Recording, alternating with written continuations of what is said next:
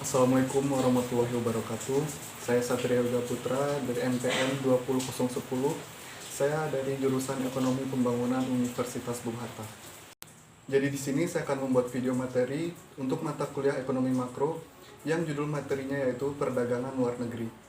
Yang dimana dosen pembimbingnya yaitu Bapak Kasman Karimi, SE MSI. Langsung saja kita masuk ke dalam materinya. Jadi perdagangan internasional ini merupakan sebuah perdagangan yang dilakukan antar negara guna menciptakan siklus dagang secara menyeluruh dan mendunia atau antar negara. Perdagangan ini bisa dilakukan oleh negara-negara yang melakukan kerjasama secara ekonomi bahkan sesama pengusaha antar negara.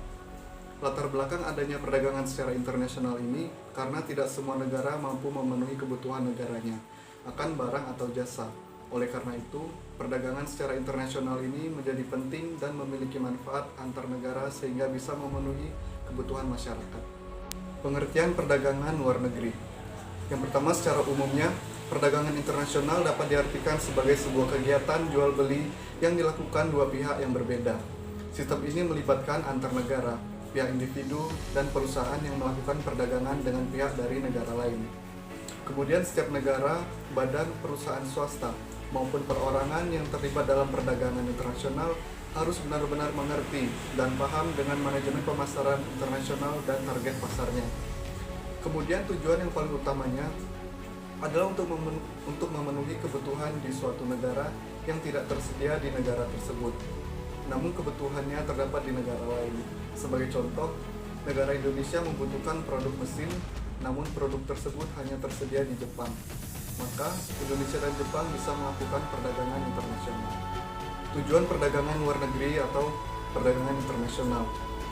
Yang pertama, memperluas pasar atau wilayah perdagangan dan meningkatkan produksi. Kemudian meningkatkan devisa negara melalui kegiatan ekspor produk ke negara lain. Kemudian meningkatkan pertumbuhan sektor ekonomi, menstabilkan harga barang, dan menyerap banyak tenaga kerja. Kemudian melakukan transfer teknologi modern untuk membantu meningkatkan efisiensi dalam proses produksi. Kemudian mendorong terbentuknya sumber daya manusia yang semakin mahir, terampil, dan unggul untuk mengikuti perkembangan teknologi. Manfaat perdagangan luar negeri. Yang pertama, mempererat hubungan antar negara, baik secara bilateral maupun multilateral. Kemudian kemungkinan beberapa negara akan saling membantu, seperti mempercepat proses pembangunan. Kemudian investor asing dapat menginvestasikan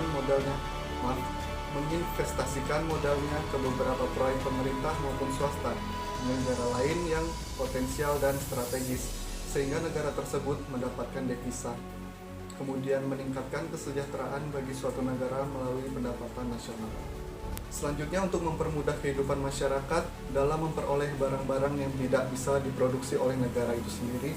Kemudian dapat memperluas kesempatan kerja karena membantu dibukanya berbagai lapangan kerja. Dan yang terakhir adalah mendapatkan keuntungan internal dan eksternal. Selanjutnya, faktor pendorong adanya perdagangan luar negeri. Yang pertama, yaitu adanya sumber daya alam. Sumber daya yang melimpah merupakan bekal produksi dan terjadinya hasil suatu produk yang kemudian memicu perdagangan antar negara. Sehingga sumber daya alam ini sangat berpengaruh pada terciptanya suatu produk baru. Yang kedua, ada perbedaan faktor produksi. Perbedaan dari faktor produksi yaitu berhubungan dengan hasil dan efektivitas waktu. Misalnya suatu negara yang bisa menghasilkan sabun akan memesan sabun ke negara lain, dikarenakan biaya produksi sabun di negara lain lebih murah dan efisien. Yang ketiga, adanya kebutuhan dalam negeri.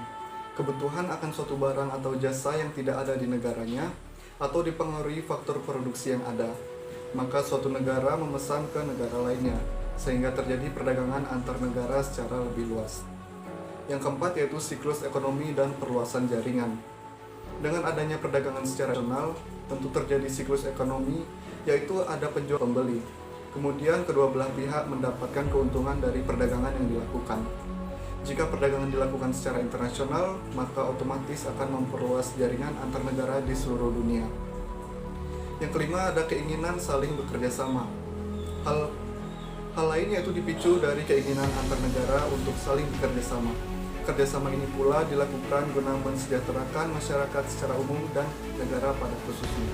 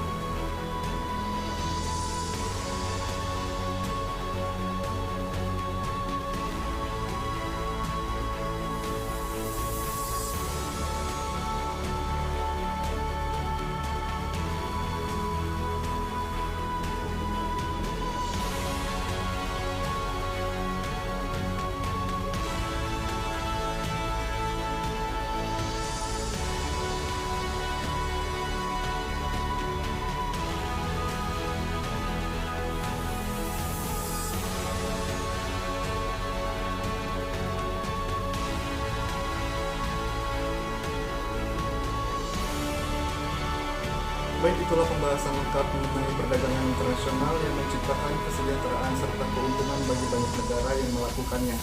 Perdagangan ini juga menciptakan siklus ekonomi serta perluasan jaringan ke seluruh negara di dunia yang secara berkelanjutan juga jalan untuk penyediaan lapangan pekerjaan dan juga mempererat kerjasama suatu negara.